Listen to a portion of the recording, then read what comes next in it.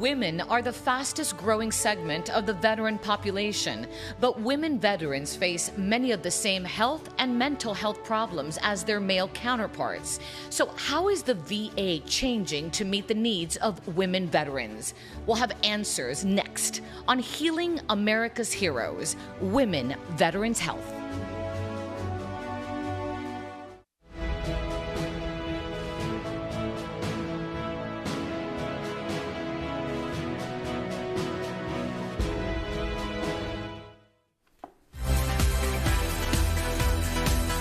Thank you to the Eunice Joyce Gardner Charitable Foundation for its leadership support of the Health Channel.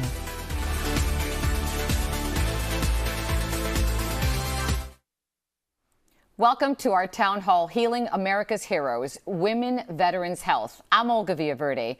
Did you know women are the fastest growing segment of veterans? They are. There are more than 2 million women veterans, and while they're entitled to the same health benefits as men, less than 50% of women veterans use the VA healthcare system. There are a number of reasons for this, and we're going to get into them in our town hall in just a few moments. But first, we want to hear from the veterans themselves about why it's important to have the right support. Take a look.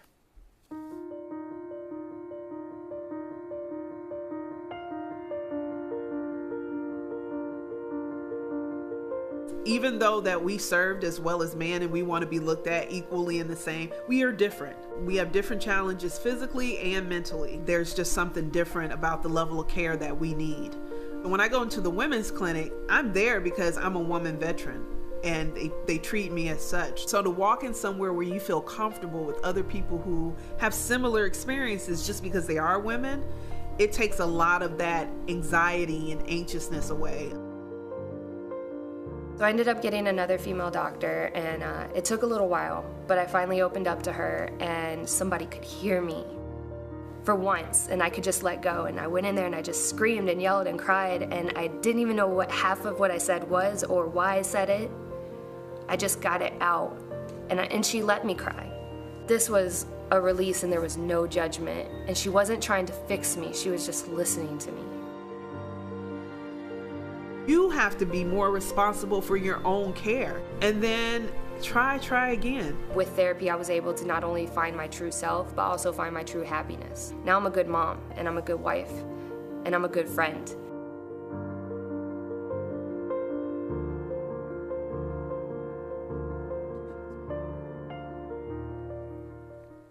Before we introduce our panel, I'd like to introduce my co-host, Dr. Michael Zinner. He's the CEO and Executive Medical Director of the Miami Cancer Institute. As always, great to have you here, Dr. Zinner.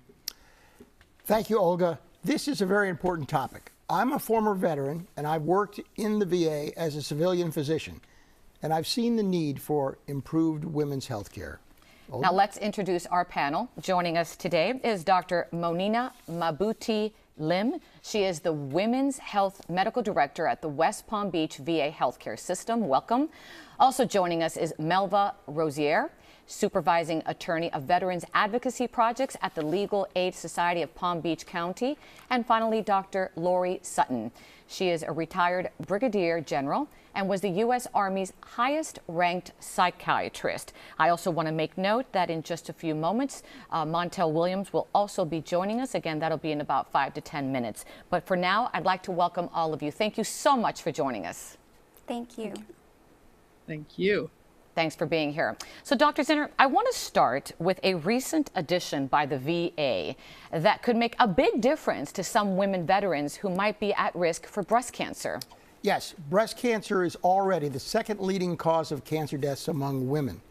And while there is no link between breast cancer and burn pits, there's enough concern that the VA is working to help women veterans through the Service Act. Absolutely. So let's take a look at this graphic. It's really important. The Act expands breast cancer risk assessments and mammograms to women veterans who have experienced toxic exposure in certain combat areas. The Act also includes transgender women who have been on hormone therapy for more than 5 years and some transgender men.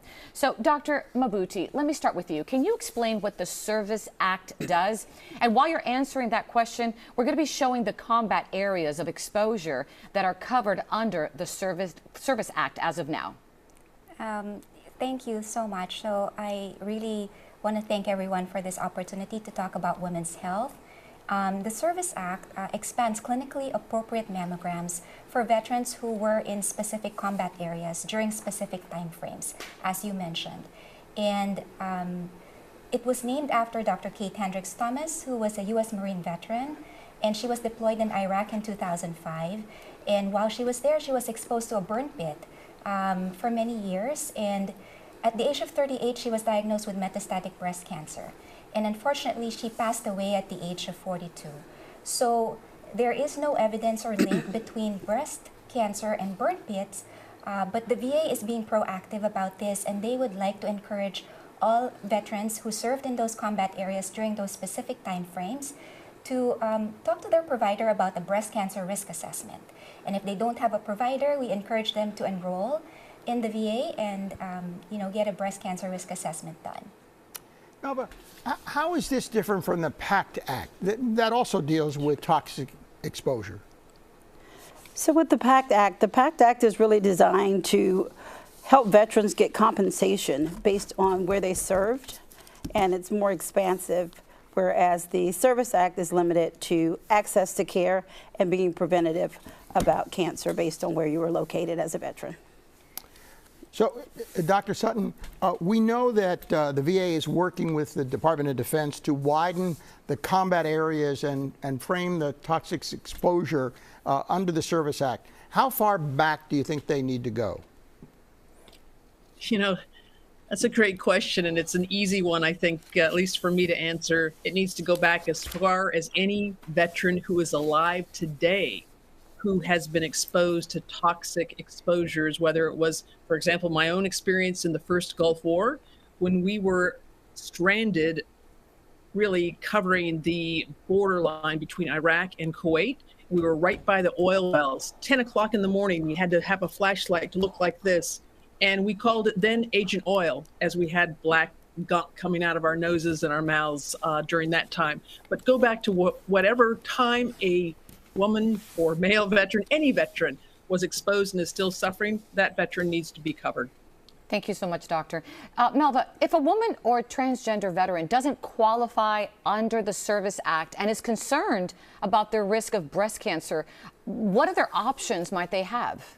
There's also the Mammo Act, which I know our good doctor will be speaking about shortly, that also provides some breast cancer screening and mammogram services for people who are transgender. Yeah, Dr. Mabuti, before we leave the subject, let's also talk about the Mammo Act, the Mammography and Medical Option Act for women veterans. And can you briefly describe what it is and who it's for? Yes, so the Mammo Act, which stands for Making Advances in Mammography and Medical Options for Veterans Act. Yes, the VA likes its acronyms. And that act focuses on improving breast cancer screening and treatment options for our veterans. And it focuses on those veterans who actually are in the rural areas, those in remote areas, and also women who have disabilities or mobility issues, because it expands mammogram and telehealth, basically mobile mammograms, so that these women can access these important screenings. Thank you so much, Doctor. Okay, so here are some numbers I'd like to share with our panel and our viewers, of course, about women veterans. Take a look at this. In the year 2000, women made up only 4% of all veterans, but that number is expected to rise to 18% by 2040. That's pretty good increase there, Dr. Sutton. So here's my question. Women veterans' health is a top priority, obviously, for the VA. Are all women veterans eligible for health care benefits at the VA? It's an important question. First of all, I'd just like to applaud the VA for being proactive, for really, no kidding, since the 80s when the first Federal Advisory Committee was stood up for veterans, to the 90s when the Women's Health Center. It's just been an ongoing escalation in support and services. And for me, as a woman veteran who I got out of the Army in 2010, I have seen over these last 13 years, it's just been phenomenal. And yes, to that end, your question, women veterans are eligible, all women veterans are eligible for women-related health care needs, whether it be, as you mentioned, breast care, mammograms, PAPs, reproductive health care, as well as the kind of care that may be involved with PTSD, depression, mental health kinds of concerns. I will say this, that the women's health centers are, just as the woman veteran in the video said, they are a sanctuary. And there may also be service-related or service-connected conditions for which women veterans are eligible, and they should absolutely go through the process of evaluation and disability determination. But the fact that the VA's now got a women's health call line that you can call and you can actually talk to someone who can guide you and help you navigate, I think it's just a phenomenal journey of success that just keeps getting better and better for women veterans in the VA system. And Dr. Sutton, I got to say, I love your enthusiasm and your passion, because I can see you're so thrilled with all of this information that we're getting out there. Melva, let me ask you this. Is there anything a woman can do to improve her chances of becoming eligible? I don't necessarily know if there's a way to improve their chances, but the reality is that by being a woman and being a veteran, you're eligible for care. I think that's the most exciting thing. I'm an Army veteran as well, and that's sufficient. The care is there. I think a lot of females don't understand that it's available, that there's no pre-qualification. You just need to sign up and try again if they tried previously. It's probably the biggest advice that I would provide to female veterans. Try again. Fantastic. And just like I had said at the beginning of the show, that we do have now Montel Williams. Everyone knows he's a television host, a U.S. Marine and Navy veteran, and of course, a well-known advocate for veterans. Montel, thank you so much for being able to join us here on this town hall. Thanks so much for having me. I'm so sorry for the weird connections, but I'm glad I'm here. No worries. Great to have you. Dr. Zinner? So, Montel, we know you're a big advocate for veterans, and we've been talking about the role that women and women's health play in their own health here at the VA. Do you think they have enough input, and does the VA offer them as much information and health care as they need? Please forgive me, because I'm not saying anything to be disparaging in any way, shape, or form. But I'm here to tell you that there's a disconnect between the information that's being provided and getting to the recipient who needs to have it. I do a show that's called Military Makeover. We recently did an episode with a female veteran who suffered from a traumatic military sexual assault. And she still is bearing the brunt of that today, even though that happened 14 years ago. So as much as we like to think that if we can just put a program together, throw it up on a wall and say it's here, that the recipient's going to receive it, that's not necessarily true. You got to start getting in the trenches and making sure these women know that these services are available to them. You have to get out in the street and advocate for them. I believe that when we look at women veterans, female veterans, I think they are the most underserved, and especially those that are homeless, the most underserved of any of our veterans. So I think that services, like the last doctor said, there are services out there, but it's not translating into the street. It's not translating and reaching the recipient that needs to have it. Thank you, Montel. Before we get to more questions that we have here for our panel, I actually have a question from a viewer who just wrote, and her name is Melissa, and she's on Facebook. Thank you, Melissa. It's a great question, Dr. Zinner. Why is it just breast cancer? Why not other women's health issues, especially since the time frame for pap smears has shifted to every 5 years? Early detection is key to any cancer. Love that question. And they're right about early detection being the only way to cure some of the cancers that we take care of. Let's toss that to... Let's toss this to Dr. Mabuti. Let's see what are your thoughts on this? The VA really does, focus on prevention, because as you mentioned, prevention is key. If we catch cancer early, we have many more treatment options, and the outcome is better. So the VA does focus on prevention. We do have cervical cancer screening at the VA, and we do focus on cervical cancer screening data, and we make sure that our women veterans that come to our clinics, we screen them, and then women who may have, fallen out of the system, we do try to reach out to them so that they can come back and we can screen them as well. Thank you so much. I have another viewer question. It's from Wendy on Facebook. Thank you, Wendy. She's writing, will the PACT Act take 10 years for payment? Melva, you want to take that for me? Yes. The PACT Act is much quicker than traditional VA claims have ever been. The average adjudication right now on those claims are between 6 and 9 months. So it's a very expedited process. There's not a lot of back and forth and qualification. You're qualified because you were there in this particular act. So much faster. If you've tried before, try again.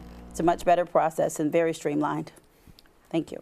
No, thank you very much. So if you're a woman, a vet, or a family member who has questions about women's health services or resources at the VA, you can call the Women Veterans Call Center. Here's the number. We want to show it to you.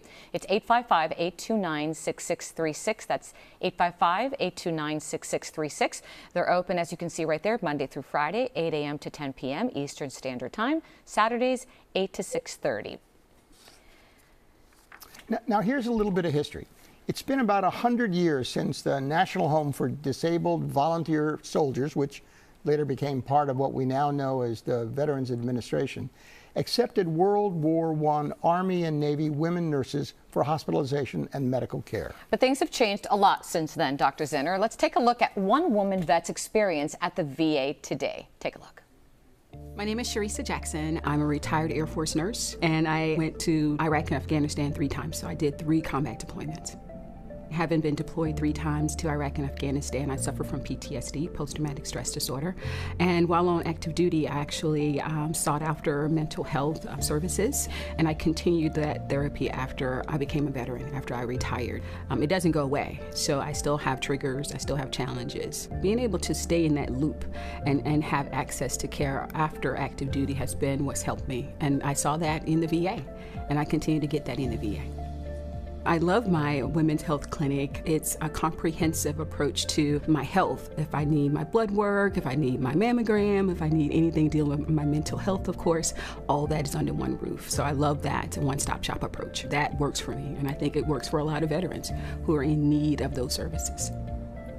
I tell women veterans all the time, remember, you are a veteran. Women have to acknowledge that though they may not be deployed or they may not go to combat, they still are veterans when they exit the military, and they need to captivate on those resources available, particularly at the Women's Health Center and any other resources within the VA. Because I want veterans to know that there is hope out there, and the VA is their hope. Don't deny yourself those services. And I advocate for that for women every single day.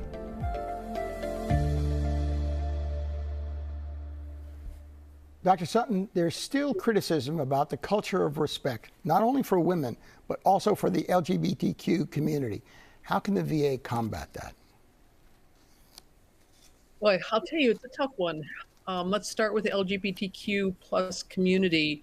So many of us, when we were in uniform, experienced well before the Don't Ask, Don't Tell law, which was an improvement over what went on before, which was a time when all too many Americans, not just folks in the military, but viewed homosexuality as a crime or a serious mental disturbance, a character disorder, and felt perfectly justified in the harshest measures and punishments. So fast forward to today, and thankfully, there's been a lot of progress. If you look at what the VA has on its website in terms of LGBTQ plus care, every medical center has a representative who you can go straight to and get guidance in terms of how to access the gay specific care you may need, whether it's transgender care. There's not yet coverage for surgical care as our transgender brothers and sisters may require. But there's all kinds of care for everything up until that point. And I think that's a culture that's in evolution. That was a tough jump to make for the VA. And I was so glad to hear earlier talk about the legal advocacy work, because so many folks went out on bad paper, bad conduct, really horrific injustices that are hard to redress when you feel like, you've suffered in silence or in shame for so many years. So it's a work in progress, and it requires every single one of us to speak up. And if we see something that's a measure or a sign of disrespect, we have to say something. We have to do something. This is our VA, and these are our brothers and our sisters, whether they come from the LGBTQ plus community, women's veterans, any veteran coming through the VA. And by the way, we know that it's less than half for women, but it's even worse when you put in all of the veterans. It's about 1 in 4 actually access their VA healthcare benefits. And we got to change that, while at the same time, we're working with the VA to make those benefits and that outreach and that culture of care even more powerful and compelling. Thank you, Dr. Sutton. You know, Montel, I love what she said about it's still a work in progress. Would love to hear your thoughts on this as well, if you don't mind. Again, I do not want to come off as if I'm the guy who's bashing anybody, because I'm not. But I'm going to tell you the truth. We live in a society right now where all of a sudden misogyny seems to be something that's okay. We live in a society where we just found out that a former head at the Coast Guard Academy was literally called to the carpet because he was sexting some of his subordinates. And he left there. They didn't even take his job away. He went there and left and became a president of another university. We live in a society that is, I think, we've taken 3 steps forward. We're taking 5 steps back. And we're allowing this to happen. And I'm disgusted, to be honest with you, by the treatment of our LGBTQ plus shipmates, airmen, Coast Guardsmen. But I'm also disgusted by the fact that we know for a fact one of the largest growing demographics in our military are women.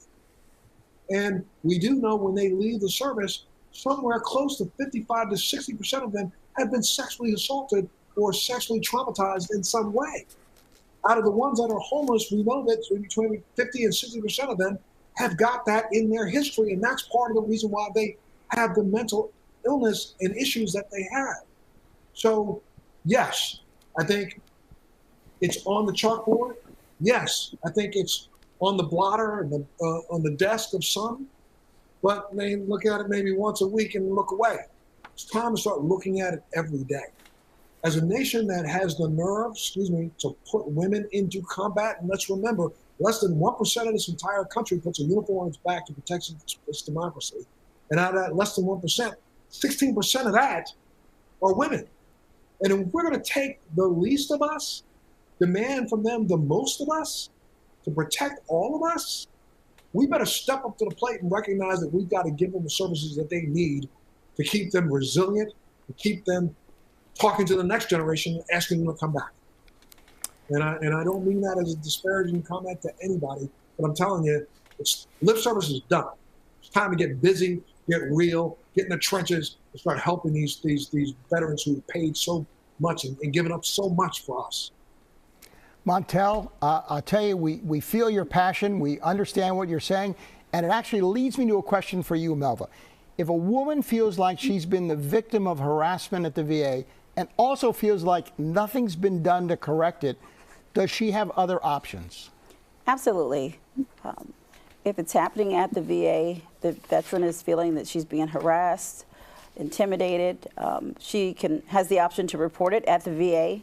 She can speak to a patient advocate or anyone within the clinic she may be visiting.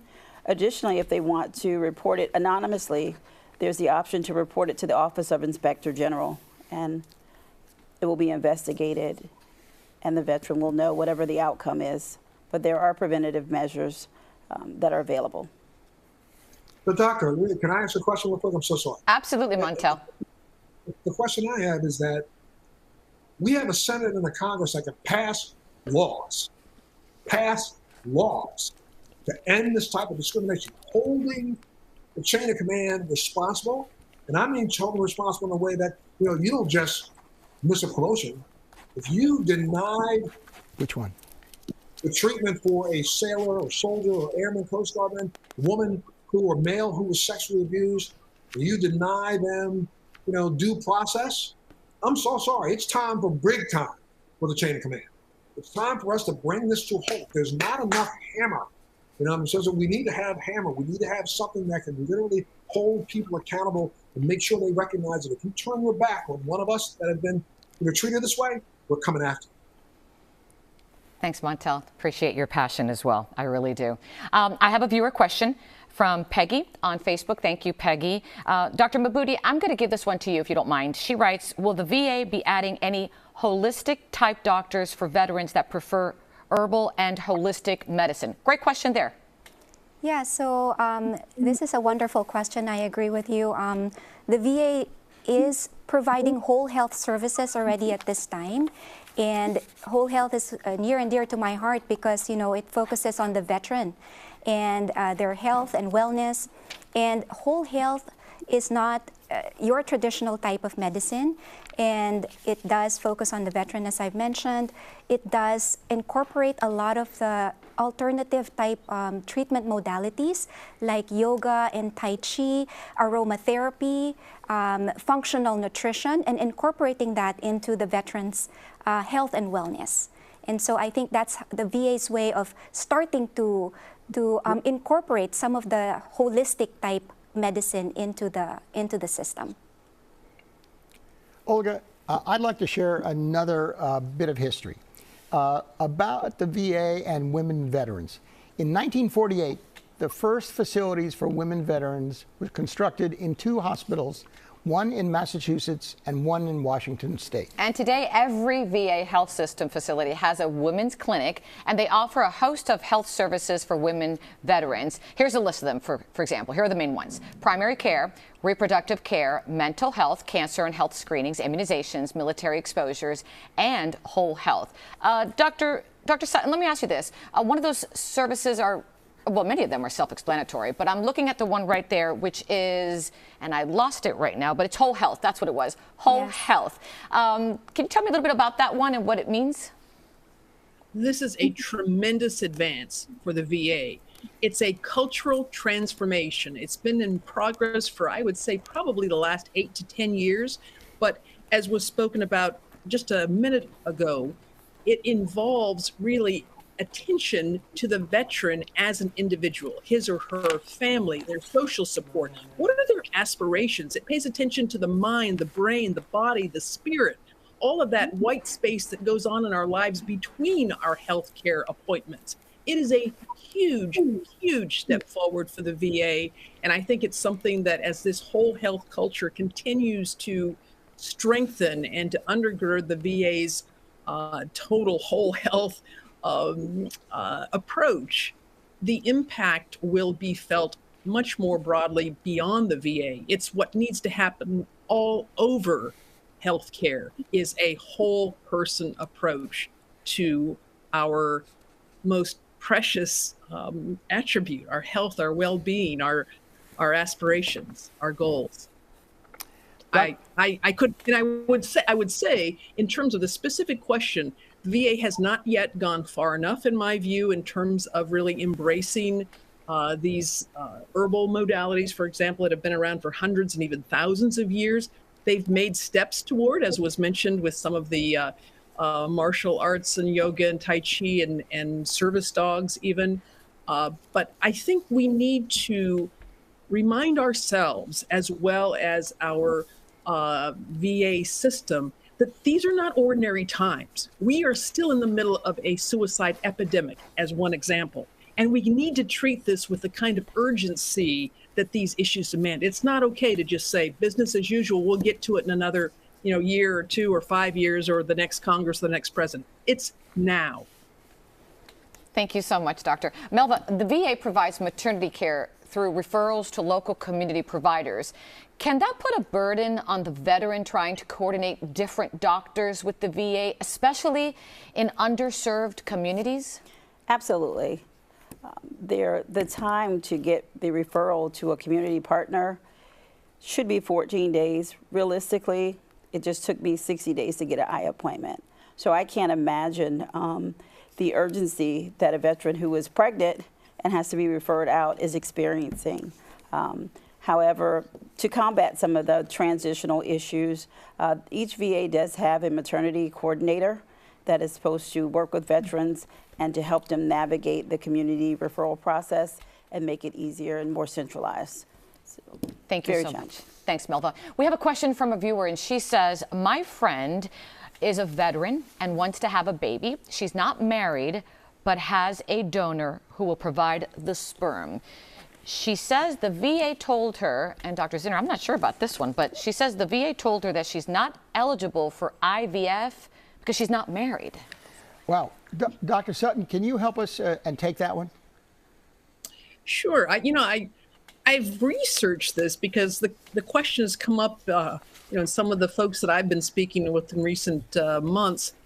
And I think it's something that needs to be taken up with the VA to clarify, because when you go to their website that talks about IVF care and reproductive health, in one section it talks about the woman veteran and her partner. In another section it talks about a woman and her spouse.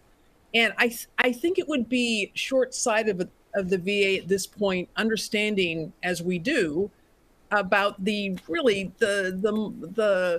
myriad diverse combinations that form today's family. And women veterans are no less involved in that wave of transformation across our society than anyone else. And they should not be, in my view, barred from seeking the reproductive health care they are looking for based upon an arbitrary spousal requirement. Certainly there has to be a process to understand, the social support and family, and all of the rest to ensure success. But it's not clear to me from their own website whether it's a partner or whether it's an actual marriage requirement. Needs clarification. Okay. And may I add something Absolutely. to that as well, if I may? So for this veteran's question, if they would like to have a child and they have donor sperm, and they are able to receive healthcare services at the VA, they would be qualified to actually receive intrauterine insemination, which is IUI. And that should be effective as well. And they may not need IVF, which is in vitro fertilization. So in vitro fertilization is a special benefit for veterans who are service-connected for conditions that cause infertility. But like I said, this particular veteran is a candidate for intrauterine insemination, IUI, which is a benefit that our veterans receive up to 6 cycles. Okay, thank you, doctor, very much. That is so helpful to know. Thank you so much for that clarification. And that's why we're having this amazing town hall. By the way, I want to turn to military sexual trauma, or MST, which includes sexual assault and harassment. Now, while it is not only women who are victims, they're the most affected by it. Take a look at this. According to the Department of Defense, over 7,000 service troops, both men and women, said they experienced sexual assault during military service, and 1 in 3 women veterans have told the VA they experienced sexual assault or harassment while in the military. Montel, I'm going to come to you in just a minute, but first I want to show this video. Her name is Michelle, and she talks about her experience that she went through. Take a look.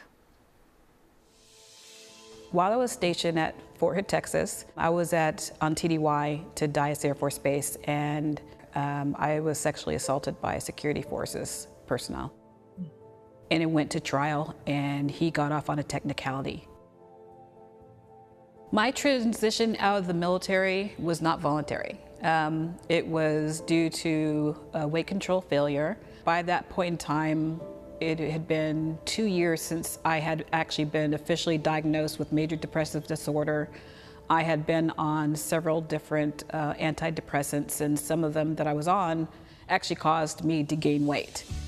I've had a lot of great counselors with the VA.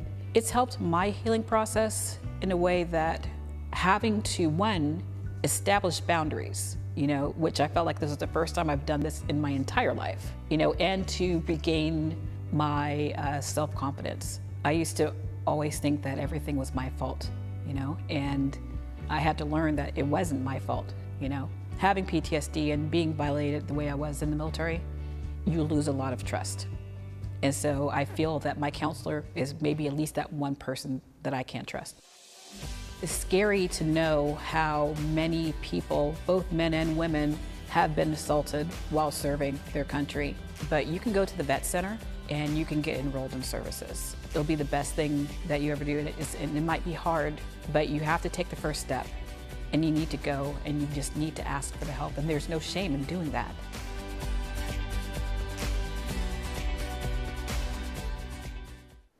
Montel, that's such a moving piece and so important.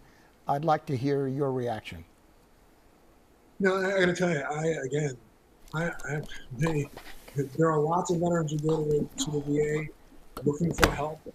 Some of them are discouraged when they show up there because the way they're questioned, or sometimes the way they're treated, sometimes that person who looks at them with a look that maybe are you really telling the truth, makes it really tough for them to want to share that story with someone else.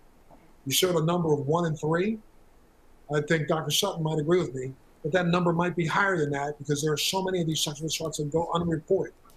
They go unreported because the soldier doesn't want to end up being pushed out of the military in some way, shape, or form because the trauma is so real to them, it makes them maybe less proficient at their performance in other areas where we as the VA and we as the government need to recognize that we've traumatized these people. And they've been traumatized in a way that no one else has been traumatized, and we need to get them help. There's a protocol that I and General Sutton have been working with for now years. It's called the RTM protocol. That is now proven to be in the plus 90% efficaciousness in remitting symptoms of sexual trauma. Not only that, but also PTSD. And this has been an uphill battle now for 12 years with the VA. This is being used now in Poland and the Ukraine to help support military soldiers and civilians who have gone through these kinds of trauma over there. It's being used and right now being double-blind studied at Walter Reed, been double-blind studied at King's College. This thing is proven in every step along the way to be successful for 9 out of every 10 people who go through the protocol. And it's time for us to embrace new modalities and not get stuck in the past of having to retread something that we thought would work that was only 35% of the cases, shift over to something that we know works. And so, to be able to do that and offer these female veterans an opportunity where they are not shamed. I mean, we hear about it all the time in the civilian world where a person has a sexual assault and they go to a judge or they go to the police and the police shame them into going back home embarrassed that they ever brought it up. We still do that. Let's not think we don't do that in the military. We do that. And that's what I said earlier about the fact that we need to put some teeth. We need a Congress and a Senate that's willing to put some teeth behind making sure that those who are the perpetrators go to jail. The fact that a guy got off in that case that you just showed left us now thinking that it didn't happen. It happened. So let's start making sure that there's teeth. And until we do that, this is going to continue. We live in a society that's allowing women, not so long, by law, made it it's a woman's right to serve her country if she chooses to. If we're going to do that for her, then we give her all the backing she needs to do that successfully. Montel, a critically important message. Really appreciate your passion again on a very important subject. Let me turn to Melva. Being a victim of sexual assault is traumatizing enough. What's the most important thing that the VA and the Women's Clinic can do to help them recover?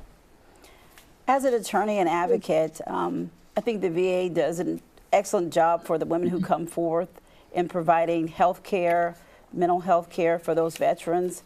What I want to see more of is the conversion from getting access to mental health care to getting compensation for the experiences that the veterans have. So for me, that's what I'd like to see, a transition, a referral process so that those veterans can be evaluated to find out if the side effects of their military sexual trauma are compensatory. If the PTSD that they developed, the nightmares that they're having now, are something that can be compensated for. There is, of course, no amount of money that's going to make them whole from going through that experience, but there are resources, there's financial resources available for those veterans who experience military sexual trauma. So I want to see more claims filed.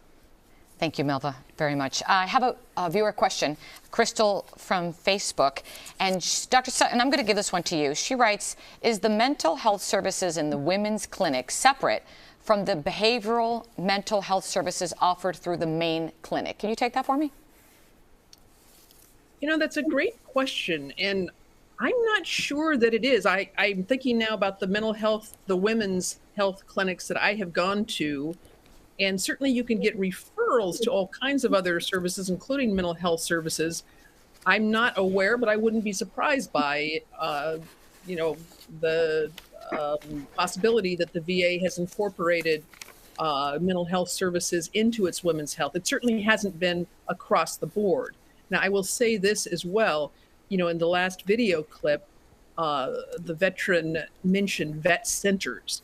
That deserves to be underscored 3 times over. Over 350 vet centers, which are storefront centers where you can have a cup of coffee. Max Cleland, beloved Vietnam veteran, triple amputee. He was the youngest VA secretary. He fought like hell with his brothers and sisters from the Vietnam War to stand them up.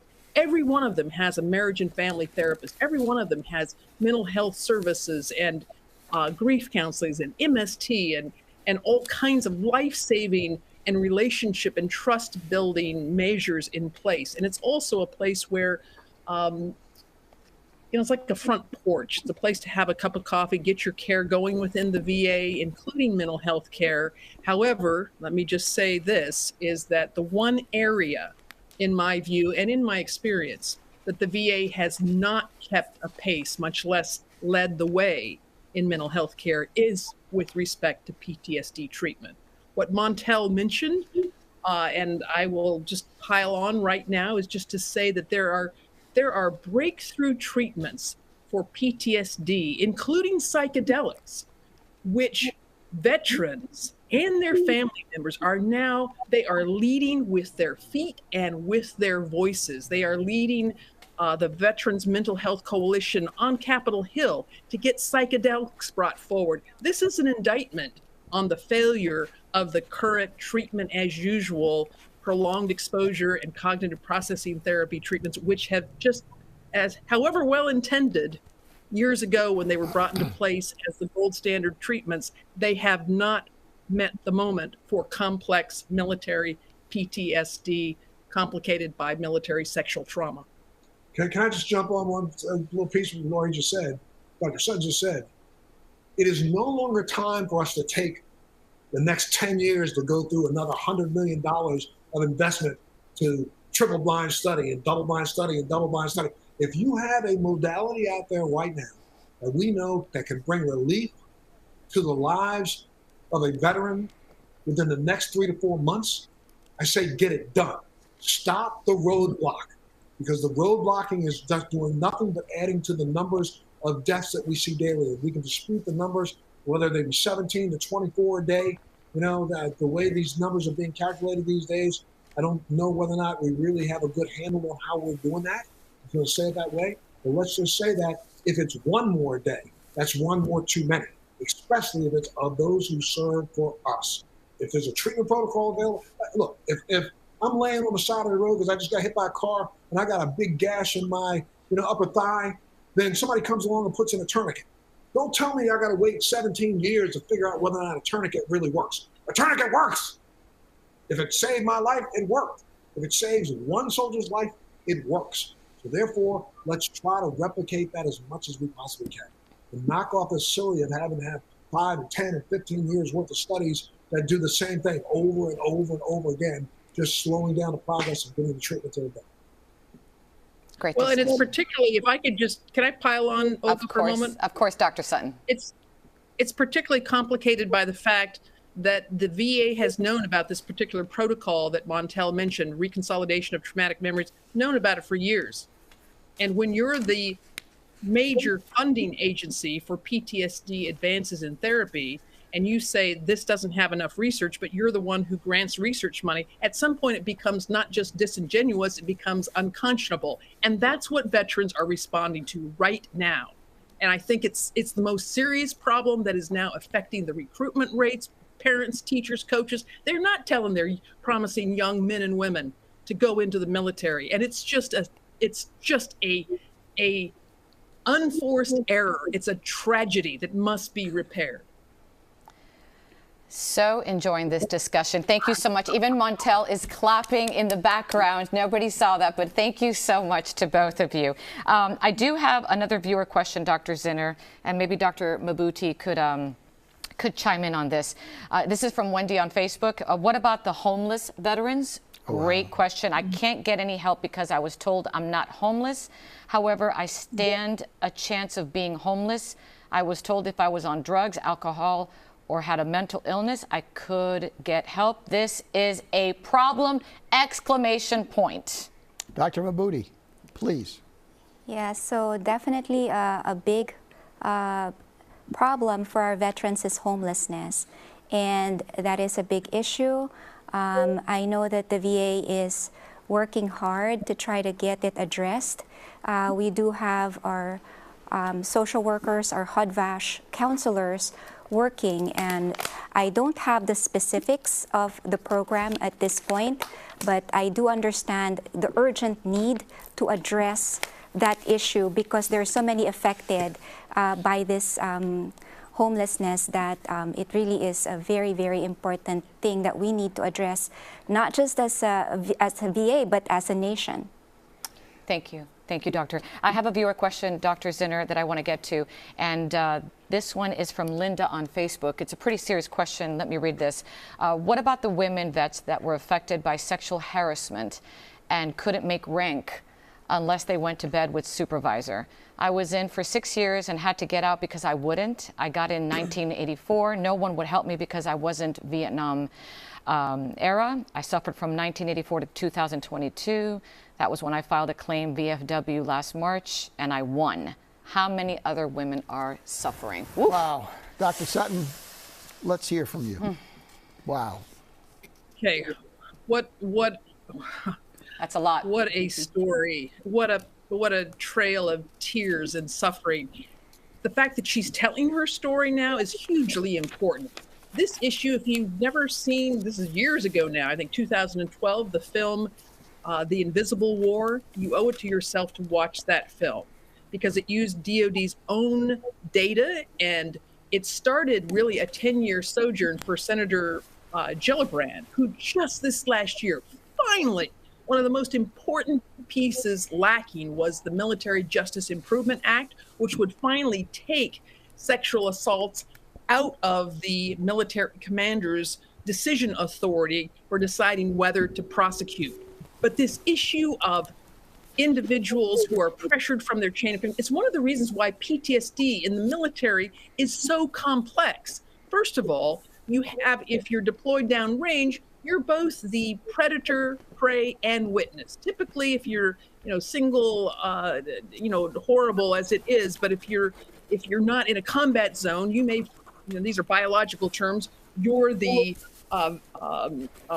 prey, and there's a predator and perhaps a witness. In the military, this is all happening within the same brain housing group. And then you add in incest, which is that betrayal when someone in your own chain of command violates that trust. And it is just beyond, it's beyond what any of us can imagine. It's one of the reasons why women suicides 2.5 times their non-veteran counterparts in the rest of society. For those who have been assaulted, harassed, who have been abused within their units, 2/3 of them talk about how they were retaliated against and how the retaliation, the mobbing, can be, in fact, often is much worse than the assault itself. So we still have so much work to do in this area, but it starts with people like this, courageous veteran who spoke up tonight, sharing their story. And Dr. Sutton, now that you mentioned, go ahead, Montel. I'm sorry. Well, pile up. So sorry. We're not tag teaming. I just need to pile onto this. Unfortunately, if you take a look at, anybody in this panel, tell me in the last 10 years, have you seen a single movie, a single product out of Hollywood, a single story? When have you seen the last story talking about sexual assault in the military? Not seen it. It's almost as if we want to hide it, keep it under the rug. It's time for Hollywood to start telling these stories. As embarrassing as they may be to our military, let's embarrass the hell out of those who are perpetrators. Embarrass them to the point that we make sure that they are found out and then they are prosecuted. I go back again. What Senator Gillibrand did was amazing, getting a bill passed to make sure that now it comes out of the chain of command. It's great, but it still hasn't reverberated enough yet. We need to have a society that says, if we're going to force the least of us to protect the most of us, then damn it, protect the least of us. Thank you so much, Montel. And Dr. Sutton, you mentioned suicide, and I'm actually glad you brought up this topic because suicide deaths among veterans is another major issue that the VA is combating, which is very, very sad. Take a look at this graphic right here. But there is good news about the rate of suicide deaths. There is also some disturbing news about the use of firearms, especially by women veterans. Suicide deaths overall have decreased slightly for women veterans. It was just under 14%, which you can see right there in 2020. But when looking at the number of women vets who used a firearm, there was a jump of nearly 49% from 2001 to 2020. And that increase is troubling, Dr. Zinner. Dr. Mabuti, and how is the VA working to identify those women veterans that are at risk? So suicide prevention is a top priority at the VA. And we do realize and recognize that some veterans may not reach out to mental health providers regarding this issue. So in the VA, we are taking a proactive public health stand in the premise that suicide prevention is everyone's business. So all the services, our women's health providers, we are all trained and equipped to screen for suicide ideations, chronic post-traumatic stress disorder, sexual trauma. We incorporate all those screenings into our primary care visits, so we are able to have that conversation with our veteran in a comfortable environment. And we do have a behavioral health integration within our primary care clinics. And so during the actual visit, we can actually have a same-day appointment with a behavioral therapist at that moment in time so that we can address the veteran's mental health concerns and come up with a plan at that point. Dr. Sutton, beside the fact that veterans on the whole are more familiar with firearms and more women have been on or near the front lines in Iraq and Afghanistan, and the lengths of deployments are longer, can those factors play a role in suicide or attempted suicides, and what can we do about those? Well, it's a complex issue.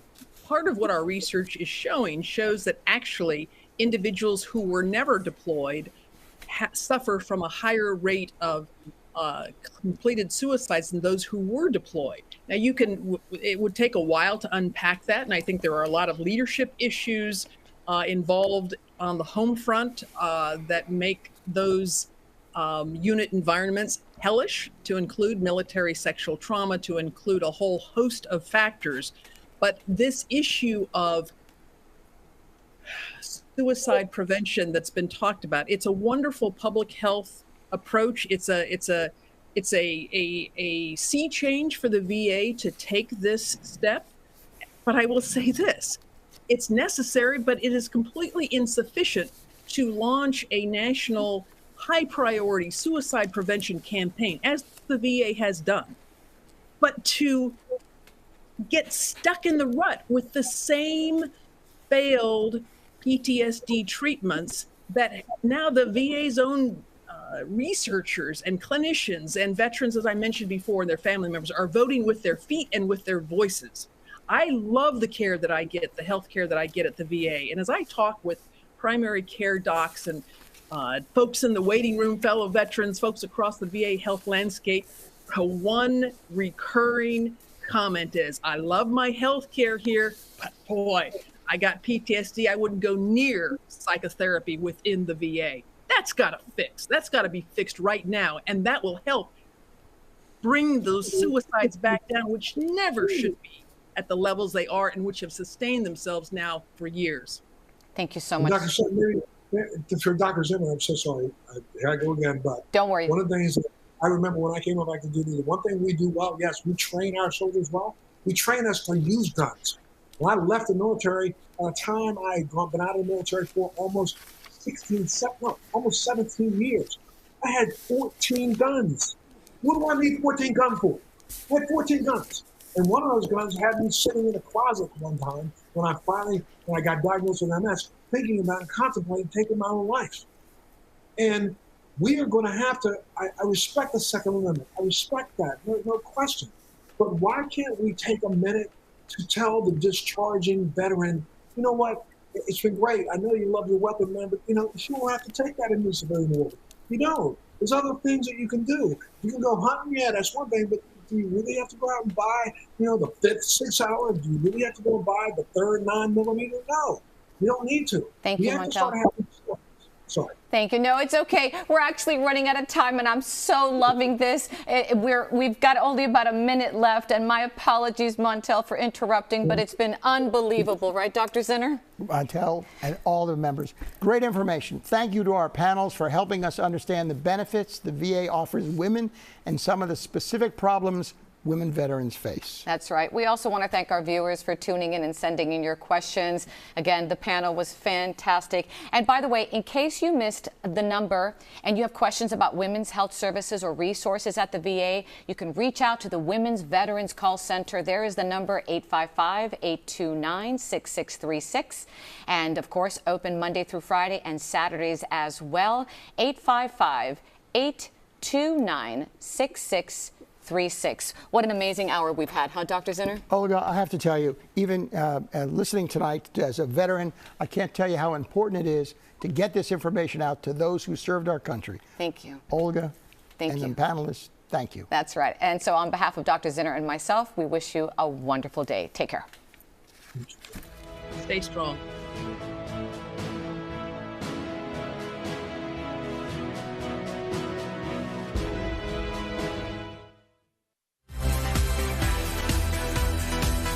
Thank you to the Eunice Joyce Gardner Charitable Foundation for its leadership support of the Health Channel.